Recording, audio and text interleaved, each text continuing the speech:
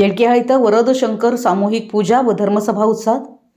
श्री क्षेत्र धर्मस्थळ योजना निपाणी विभाग 2 प्रगती बंधू स्वसहाय्य संघ आणि पूजा समिती यांच्या संयुक्त विद्यमानं विभागीय स्तरावरील सामूहिक श्री वरद शंकर व सत्यनारायण पूजा तसेच धर्मसभेचं आयोजन लठ्ठी शिक्षण संस्थेच्या महाविद्यालयातील सभागृहात करण्यात आलं. परमपूज्य डॉक्टर श्री श्रद्धानंद महास्वामीजी यांच्या उपस्थितीत झालेल्या या कार्यक्रमाचे अध्यक्षस्थान मलगौंडा पाटील यांनी भूषवलं. प्राध्यापक डॉक्टर गोपाळ महामुनी प्रमुख पाहुणे होते. बेबी चौगुले यांच्या भक्तिगीतानं कार्यक्रमाची सुरुवात झाली. शिवानंद स्वामी यांच्या मंत्रोच्चारात 108 महिलांनी सामूहिक पूजेत सहभाग नोंदवला. स्वामीजी आणि पाहुण्यांच्या हस्ते दीपप्रज्वलनानं कार्यक्रमाचं उद्घाटन झालं. सत्यनारायण पूजा बाळासाहेब व राजश्री शिंदे यांच्या हस्ते पार पडली.